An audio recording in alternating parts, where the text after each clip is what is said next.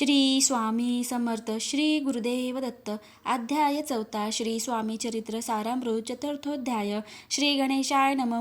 मुखे कीर्तन करावे अथवा श्रवणी ऐकावे. षोडोपचारे पूजावे. स्वामीचरण भक्तीने न लगे करणे. तीर्थाटन, योगाभ्यास, होम हवन, सांडूनिया, अवघाशीने नामस्मरण करावे. स्वामी नामाचा जप करिता चारी पुरुषार्थ योती हाता. स्वामी चरण गात एकता पुनरावृत्ती चुकेल्या गात्या दायाचे अंती अक्कलकोटी आले यती. नृपराया दर्शने देती स्वच्छेने राहती तयापुरी.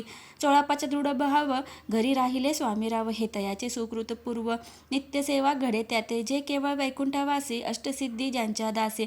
नवविधी तत्पर सेवेची ते धरिती मानवरूप. चोळापा केवळ निर्धन परी स्वामी कृपा होता पूर्ण.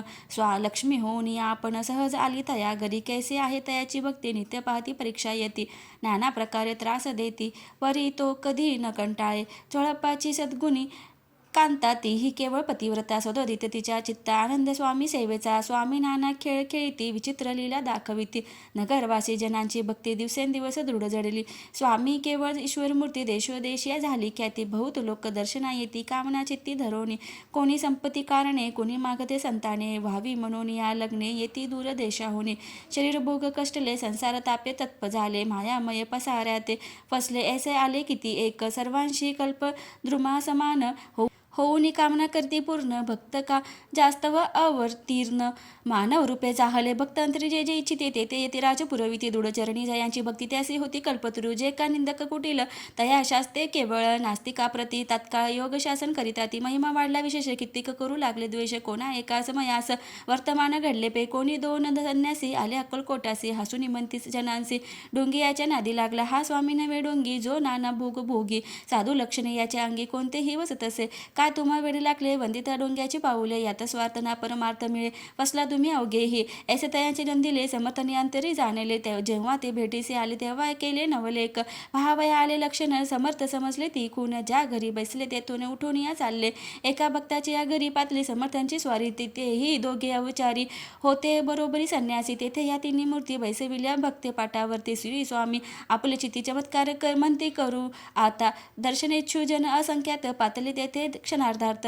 समाज दाटला बहुत एकच करती झाली. दर्शन घेऊन चरणाचे मंगल नाव गर्जती वाचे. हेतू पुरवावे म्हणीचे म्हणून या विनविती. कोणी द्रव्य पुढे ठेविती कोणी फळे समर्पिती. नाना वस्तू अर्पण करीती नाही मिती तयांची. कोणी नवसाते करीती कोणी आणून या देती. कोणी काही संकल्प करीती चरण पूजिती आनंदे. संन्यासी कौतुक पाहती मना माझ्या आश्चर्य करती. क्षण एक तटस्थ होती वैरभाव विरसोनी.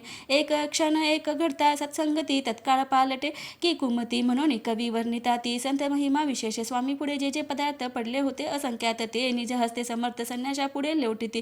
पाणी सुटले त्यांच्या मुखासी म्हणते यच्छेन मिळेल खावयासी. आज सारा दिवस उपवासी जीव आमचा कळवळला. मोडली जनांची गर्दी तो येऊनी सेवेकरी. संन्याशा पुढल्या नाना परी वस्तू नेऊ लागले. तेव्हा एक क्षणार्धात द्रव्याधिक सारे नेत. संन्यासी म्हणे झुरत व्याकुळ होत भुकेने. समर्थांशी त्या दिवशी स्पर्श न केला अन्नोदकासी. सूर्य जाता असता चलासी तेथे उठले. दोघे संन्यासी त्या दिवशी राहिले केवळ उपवासी. रात्र होता तयांचे अन्नोदक वर्ज असे. जे पातले करू छळना त्यांची जाहले विटंबना. दंडावया कुत्सित जना अवतरले अतिवर्य. त्यांच्या चरणी त्यांची भक्ती त्यांचे मनोरथ पुरविती. पसरली जगी ऐशी ख्याती लीला त्यांची विचित्र. श्रीपाद वल्लभ भक्ती कलियुगी वाढेल निश्चित. त्यांचा अवतार स्वामी येती वर्णी कीर्ती विष्णुदास.